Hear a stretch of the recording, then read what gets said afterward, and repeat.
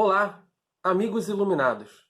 Meu nome é André de Carvalho, sou iluminador cênico e nessa videoaula eu vou propor um caminho onde pessoas interessadas em iniciar o aprendizado em iluminação cênica possam dar seus primeiros passos. Vem comigo? Iniciando na iluminação cênica.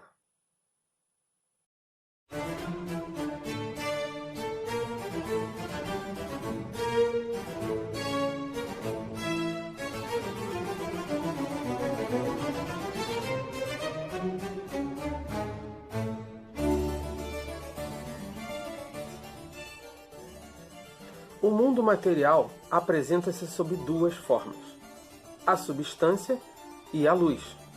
A substância é formada por prótons, nêutrons e elétrons, e a luz é a radiação eletromagnética emitida pela substância, que se propaga no espaço na forma de ondas eletromagnéticas, que banham toda a superfície do mundo físico, assim como os objetos e seres vivos ao nosso redor. Reflete as formas, cores e texturas para os nossos sensores de visão, que enviam essas informações para serem processadas pelo nosso cérebro, para nos conectar com o mundo exterior. Nossos olhos são órgãos que se ajustam automaticamente à quantidade de luz do ambiente em que estamos.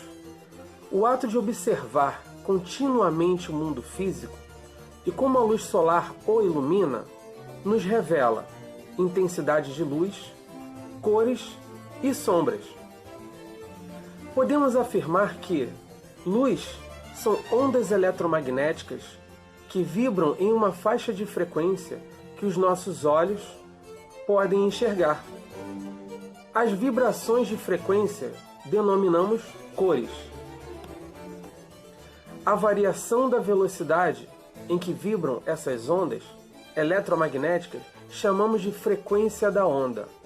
Existe um limite, uma determinada faixa de frequência que o olho humano consegue enxergar, que é o espectro de luz visível, onde começamos a enxergar o vermelho e, à medida em que a frequência aumenta, passa por tons alaranjados, amarelo, verde, azul e chega ao nosso limite com a cor violeta. Portanto, não conseguimos enxergar as frequências abaixo do vermelho, que seriam as infravermelhas, e também não conseguimos enxergar as frequências mais altas que o violeta, as ultravioleta.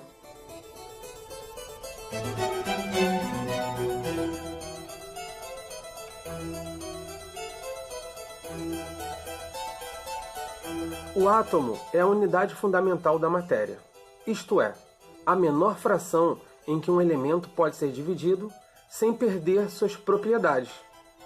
A estrutura do átomo é dividida em núcleo e eletrosfera. O núcleo é composto por partículas de prótons com carga elétrica positiva e nêutrons sem carga elétrica.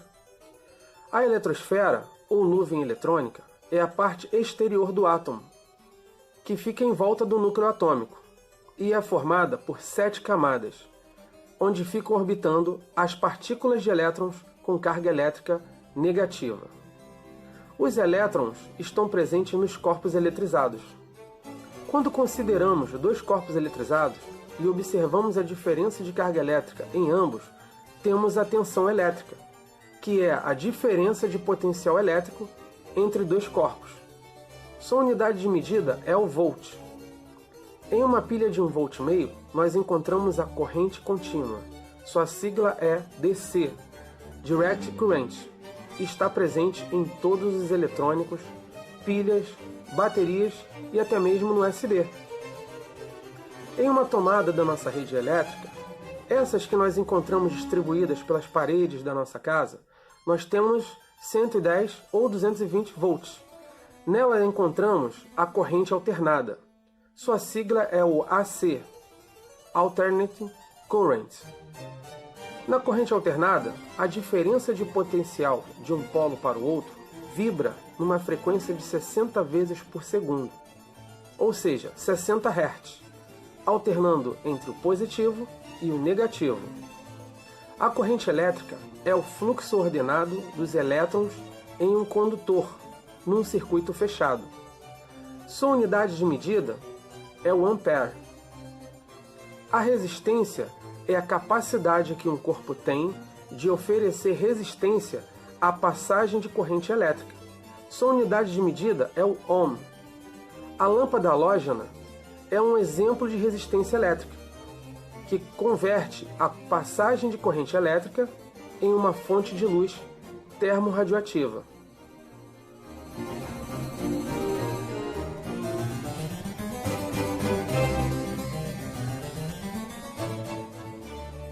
O teatro ocidental nasceu na Grécia, no século V a.C. A palavra teatro vem do grego teatron, que significa o lugar de onde se vê. Nome esse que denominava o espaço ocupado pelo público que assistia aos espetáculos de comédia e tragédia na Grécia Antiga. Os teatros gregos eram estruturas simples, situadas ao ar livre, mas tinham uma boa acústica e era todo dividido em áreas. A plateia tinha a forma de um semicírculo em declive. A área da orquestra ficava no centro desse semicírculo e o palco à frente da orquestra, com um cenário ao fundo. O teatro elisabetano surgiu entre o século XV e XVI, durante o reinado da rainha Elizabeth I. Nessa arquitetura, o palco avança em uma plataforma que vai em direção ao público. O cenário ao fundo é fixo e a plateia é distribuída na frente do palco, em um piso mais baixo, ou em galerias e camarotes, colocados em 2 ou 3 andares ao redor do palco. William Shakespeare sempre foi um grande expoente desse espaço cênico. O teatro elisabetano tinha o teto aberto para utilizar a luz natural, mas também era comum utilizar fogo, tochas e velas. Criar as melhores condições de visibilidade e pontos de vista diferenciado para o que se queria mostrar com destaque na cena sempre foi uma necessidade constante nessa arte. Em 3 de março de 1585 é inaugurado o Teatro Olímpico de Vicenza, projetado pelo arquiteto Andrea Palladio, uma estrutura nova e diferenciada, toda fechada, onde os espetáculos de teatro seriam apresentados. A plateia era igual à do teatro grego, em declive. No palco, uma cenografia fixa. A iluminação era feita por janelas grandes e luminárias alimentadas por óleo animal. A introdução da vestimenta cênica em preto no palco italiano ajuda a absorver toda a luz desnecessária. O conceito de sala fechada traz uma nova relação entre o palco e a plateia. E a partir desse momento, a técnica da iluminação cênica se desenvolveu através de alguns princípios. Conduzir o direcionamento do facho luminoso através da reflexão, potencializar a sua ação sobre a cena através da refração da luz e a partir de lentes e cores, controlar as intensidades luminosas das fontes de luz para criar atmosferas mais claras ou mais obscuras. Um projeto de iluminação cênica cria uma relação de adequação entre o palco e a plateia, nos 3 formatos: arena, elisabetano e italiano.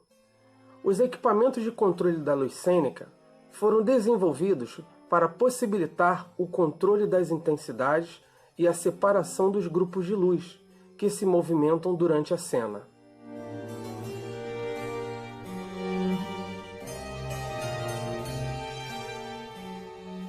A lâmpada halógena é uma versão melhorada da lâmpada incandescente.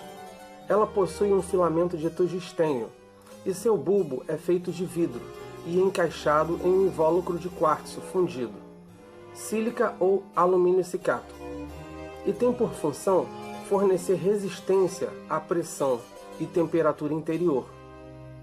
No seu interior são usados elementos como iodo e bromo, que são gases halógenos que permanecem inertes.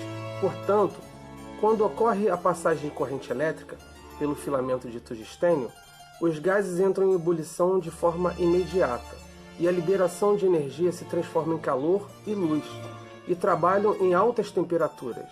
O gás halógeno é um elemento monovalente que forma íons negativos, ou seja, a lâmpada halógena é uma fonte de luz termorradioativa, que, no ciclo das suas transformações físicas e químicas, permite preservar o filamento de tungstênio, garantindo maior durabilidade à lâmpada e também maior eficiência. As lâmpadas halógenas permitem dimerização. Sua temperatura de cor é quente e bem próxima à luz natural do Sol. Fica entre 2.800 e 3.100 Kelvin e trabalham em 60 Hz. A luz halógena apresenta uma grande quantidade de lúmens e é eficaz em realçar cores e objetos.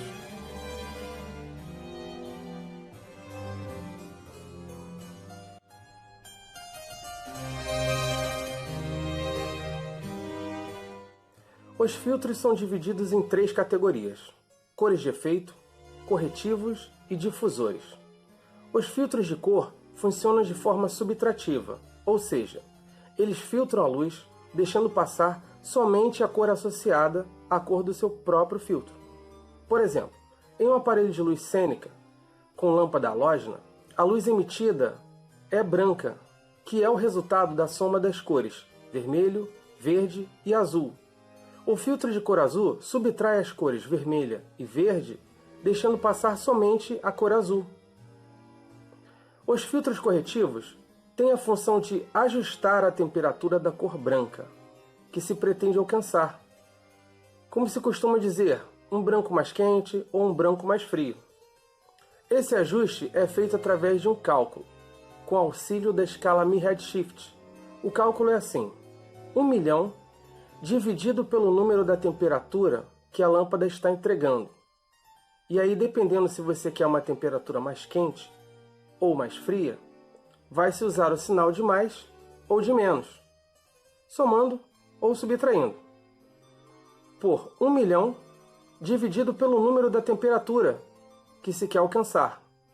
O resultado desse cálculo será um valor positivo ou negativo, que será verificado na escala Mi-Redshift, e indicará o filtro corretivo correto para ajustar a temperatura da cor branca pretendida. Os filtros corretivos são classificados em 2 grupos: o CTB, que é o Correct Transmissive Blue, e o CTO, que é o Correct Transmissive Orange. O filtro CTB é representado pelo sinal de menos, e o filtro CTO é representado pelo sinal de mais, nos catálogos de filtros e na escala Mi-Redshift. Um exemplo: se o resultado do cálculo for negativo, o filtro CTB tem a função de aumentar a temperatura da cor branca, mas se o resultado do cálculo for positivo, o filtro CTO tem a função de diminuir a temperatura da cor branca. Então podemos afirmar que o filtro CTB aumenta a temperatura da cor branca, deixando a luz mais fria, e o filtro CTO diminui a temperatura da cor branca, deixando a luz mais quente. O filtro difusor tem a função de espalhar o fluxo luminoso. Quando instalado em um aparelho de luz, pode ser usado com a intenção de dar um banho de luz, de maneira mais homogênea em uma superfície. Deve ser observado e levado em conta uma pequena perda de luminosidade com o seu uso. E apesar de produzir uma luz suave e agradável, torna os contornos e sombras projetados imprecisos, desfocados e difusos, descaracterizando as propriedades de uma lâmpada ou de uma lente de foco mais preciso.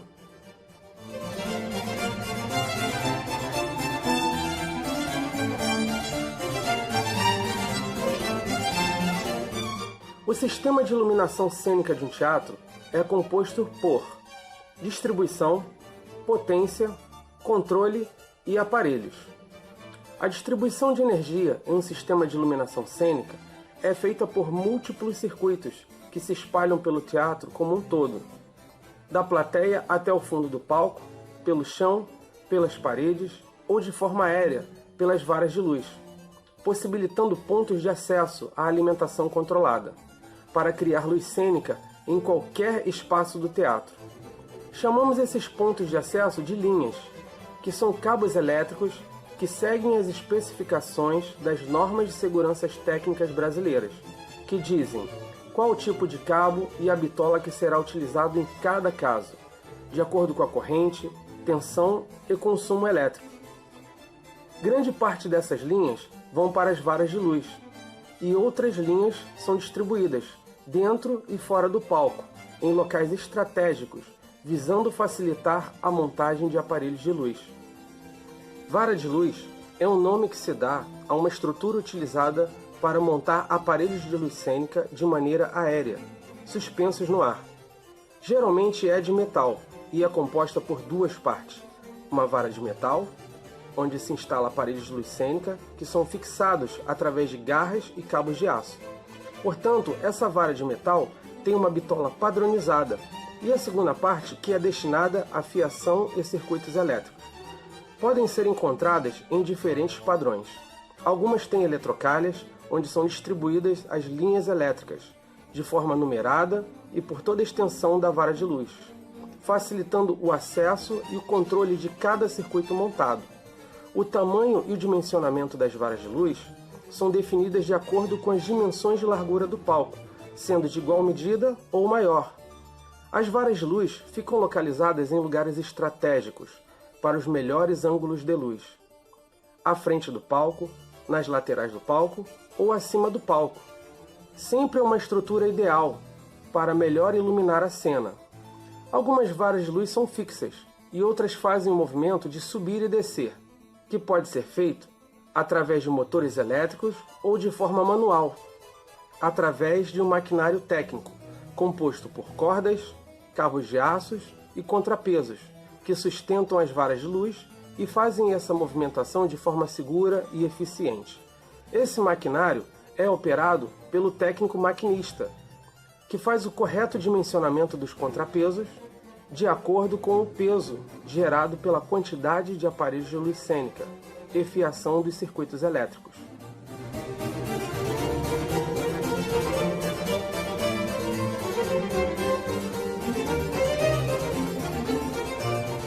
O rack dimmer é um equipamento distribuidor de energia que funciona instalado a uma rede elétrica, geralmente trifásica, de onde recebe uma grande quantidade de energia e distribui de maneira segura e isolada, através de vários mecanismos de proteção e aterramento. O rack dimmer possui um sistema de proteção interna dividido em blocos, que por sua vez são divididos em disjuntores individuais para cada saída de energia, criando uma proteção que desliga o fornecimento de energia ao menor sinal de perigo, seja por uma sobrecarga ou curto-circuito. O rack dimmer é responsável pela alimentação da tensão elétrica do nosso sistema estrutural de iluminação cênica no teatro. Geralmente, ele fica instalado próximo do palco em uma sala arejada, protegido do calor e da umidade. Sua organização é geralmente em padrão rack, que é um tipo de armário onde ficam organizados um acima do outro, espaçados o suficiente a fim de evitar o aquecimento por proximidade e facilitar o acesso aos seus controles e saídas de energia.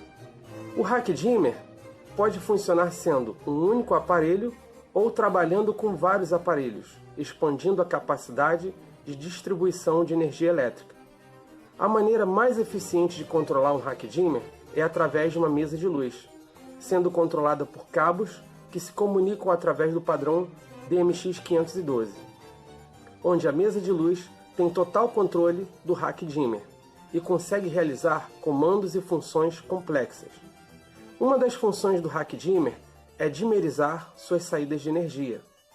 Dimmerizar é controlar o fluxo de corrente elétrica que sai do rack dimmer e vai para uma lâmpada, que por sua vez controla a intensidade de luz que a lâmpada emite.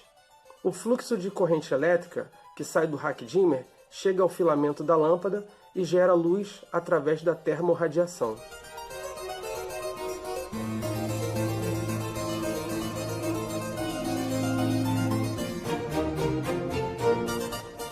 O controle da iluminação de um teatro é realizado em uma sala chamada de cabine técnica, ou house mix, que é um espaço reservado em um local de visão privilegiada, onde controla a luz artística do palco, a luz de plateia, que recebe o público, e a luz de serviço, que é uma luz mais simples e econômica, utilizada para a circulação e montagem dos espetáculos no teatro. O principal controle de luz de um teatro é a mesa de luz, que é um equipamento eletrônico computadorizado que controla todo o sistema de aparelhos de iluminação, desde equipamentos de alimentação, como rack, até aparelhos de luz com lâmpada, através de um código específico, que é o protocolo DMX 512, que permite o controle fino de várias funções desses diversos aparelhos. Em uma mesa de luz, é possível acionar cada aparelho de luz de maneira isolada, ou controlar vários aparelhos ao mesmo tempo, criando grupos de luz.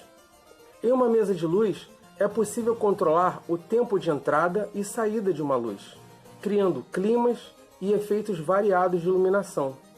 Operar uma mesa de luz, assim como um computador, exige estudo e dedicação.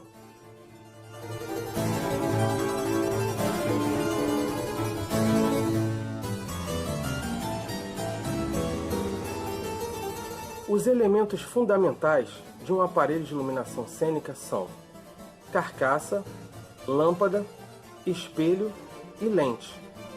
Foram desenvolvidos para potencializar, controlar e modificar a luz emitida por uma lâmpada.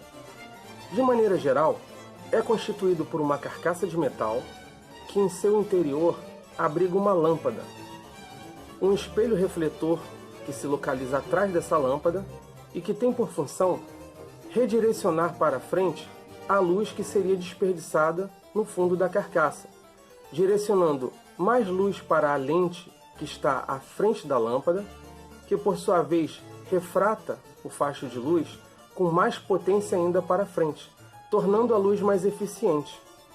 Cada aparelho tem características específicas. Os espelhos refletores são superfícies de metais polidos ou simples folhas de alumínio. São igualmente responsáveis pelo que se pode chamar de qualidade da luz. Dependendo da forma, dimensão e textura do espelho, a luz refletida vai sofrer alterações, tais como luminosidade, direção e cor. A lente é um cristal óptico com um ou ambos os lados curvos e tem como finalidade direcionar a luz, concentrando ou dispersando o facho de luz.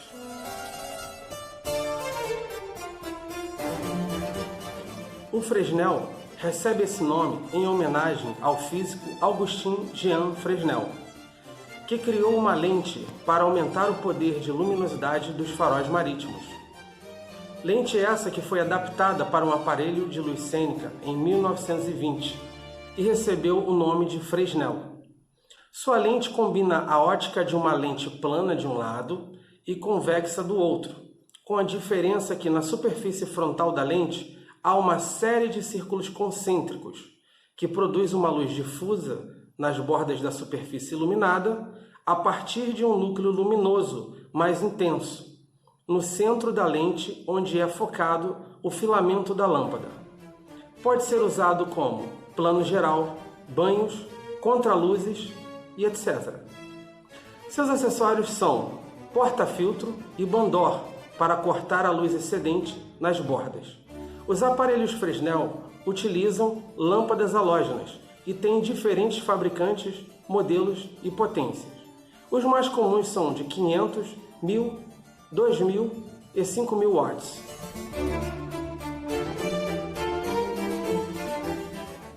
O plano convexo recebe esse nome porque possui uma lente plana de um lado e convexa do outro, que tem a função de fazer com que os raios luminosos tenham uma incidência focalizada em uma determinada área e produzam uma fonte luminosa bem definida. Ele é popularmente chamado de PC. Esse aparelho possui grande versatilidade. Pode ser usado como plano geral, foco, banho e contraluzes. Seus acessórios são porta-filtro, e Bandor. Os aparelhos plano-convexo utilizam lâmpadas halógenas e têm diferentes fabricantes, modelos e potências. Os mais comuns são de 500, 1000 e 2000 watts. O Locolite recebe esse nome porque foram feitos para utilizar lâmpadas locomotivas, as famosas Locomotion Lights. Utilizam uma lâmpada halógena de 100 watts e um transformador de 12 volts dentro de uma carcaça de par 56. A Locolite produz uma luz concentrada em um feixe estreito e muito luminoso. Pode ser usado para fazer focos mais fechados, destacar elementos cênicos e contraluzes de efeito. Como acessório, tem um porta-filtro. O Setlight é um aparelho que tem uma luz bem ampla e alargada. Ele funciona com uma lâmpada halógena chamada de palito. No interior de sua carcaça, ele possui um espelho refletor de alumínio que potencializa a luminosidade de sua lâmpada. Sua característica principal é oferecer uma luz com definição focal bem alargada, extensa e expansiva. É muito usado para dar banhos de luz em distâncias curtas. Sua luz é bem homogênea e potente. Esse aparelho pode ser usado como luz de ribalta, luz para ciclorama, luz de interior de cenários, preenchimentos e é indicado para iluminar ambientes com uma área extensa. Como acessório, ele possui um porta-filtro. O aparelho de Setlight tem diferentes fabricantes, modelos e potências. Os mais comuns são de 300, 500 e 1000 watts.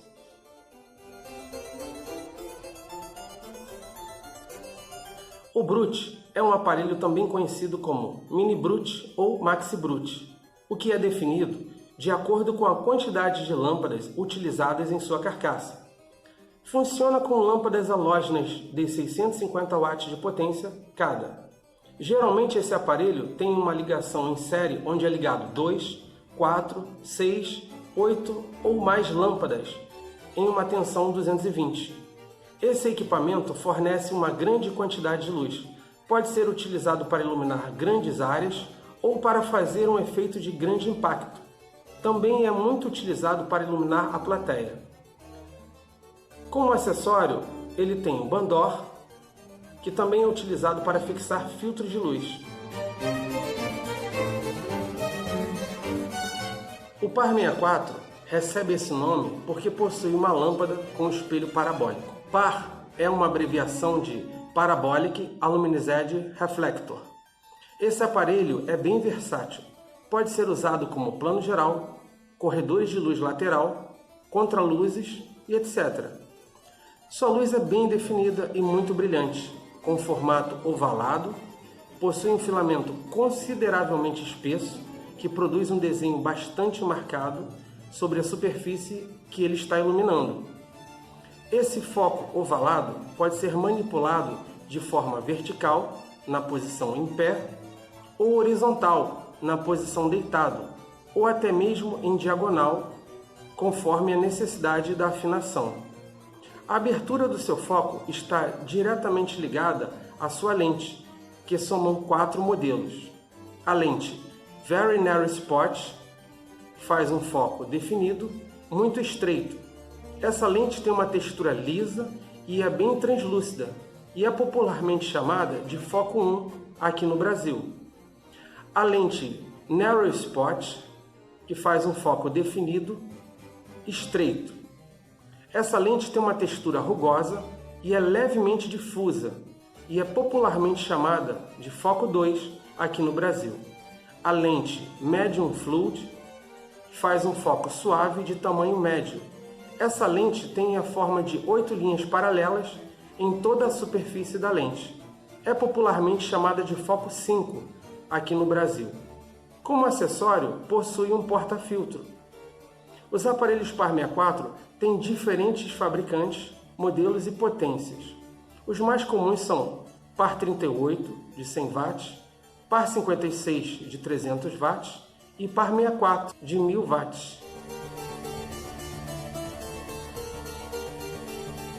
O Sarsifor recebe esse nome por causa da lâmpada que o aparelho utiliza em seu interior. O significado do nome é fonte de luz de 4 filamentos. Esse aparelho é bem versátil, pode ser usado como plano geral, corredores de luz lateral, contraluzes e outros. Ele se diferencia por seu espelho refletor, com estrutura de alumínio fundido de alta qualidade. Sua luz é bem definida e muito brilhante, com formato ovalado. Possui um filamento consideravelmente espesso, que produz um desenho bastante marcado sobre a superfície que ele está iluminando. Esse foco ovalado pode ser manipulado de forma vertical, na posição em pé, ou horizontal, na posição deitado, ou até mesmo em diagonal, conforme a necessidade da afinação. A abertura do seu foco está diretamente ligada à sua lente, que somam 4 modelos.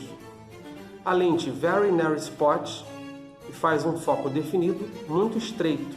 Essa lente tem a textura lisa e é bem translúcida, e é popularmente chamada de foco 1 aqui no Brasil.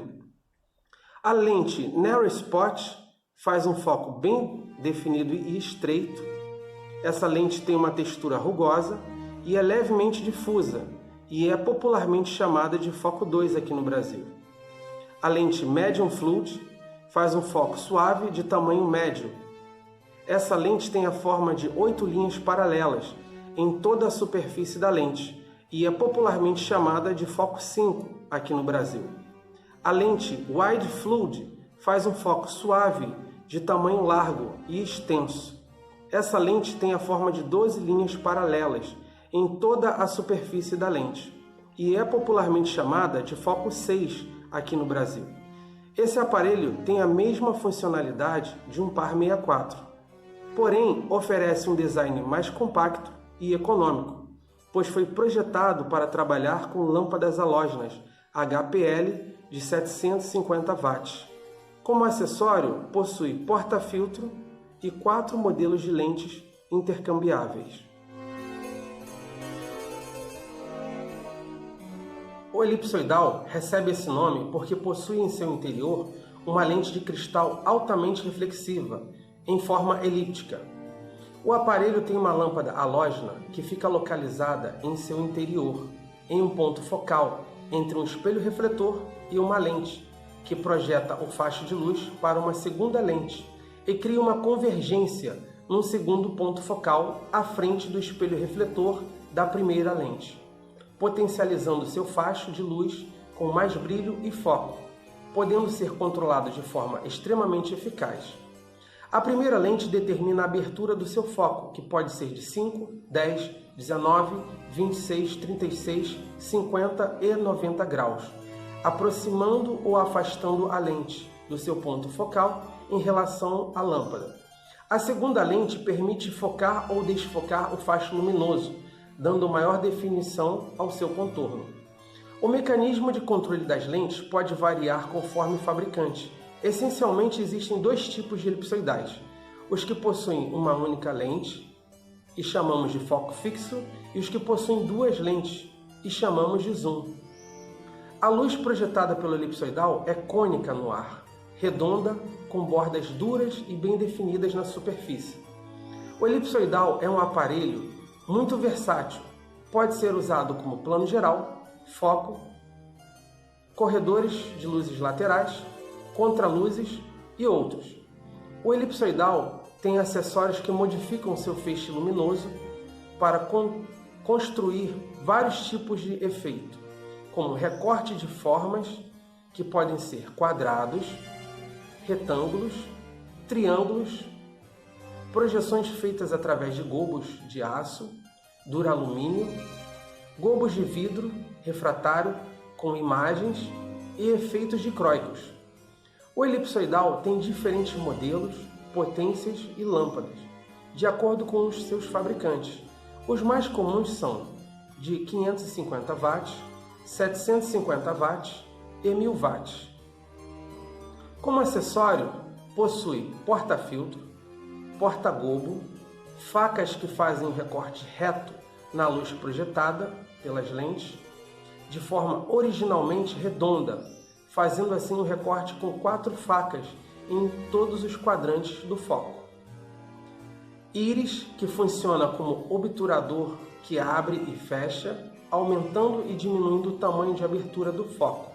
Gobos, que são lâminas de aço, alumínio ou vidro com desenhos de contornos diversos e vazamentos para a passagem de luz. A projeção do desenho pode ser usado para fornecer volume no feixe luminoso ou textura em alguma superfície de cenário. Também pode funcionar como elemento cenográfico ou um efeito especial de luz. Uma das características da iluminação cênica é a transformação do ambiente que se ilumina para a adequação à cena e a maneira a que se quer mostrar cada elemento. Essa videoaula, por exemplo, eu estou usando uma luz frontal, um contraluz e um fundo preto, o que me dá mobilidade para gravar em qualquer lugar. Porém, eu escolhi gravar em um cômodo da minha própria casa, no bairro da Posse, em Nova Iguaçu, cidade da Baixada Fluminense, no Rio de Janeiro. E esse momento da minha aula é para incentivar você a transformar o ambiente em que você está e deixá-lo mais confortável, criar arte através da luz e até mesmo criar conteúdos. Gostaria de agradecer a você que assistiu essa aula, a todas as autoridades que destinam recursos e verbas para o desenvolvimento da arte, a Secretaria de Cultura, o Fórum Técnica e a todas as pessoas que fortalecem e mantêm a arte e a cultura do nosso país viva. Muito obrigado!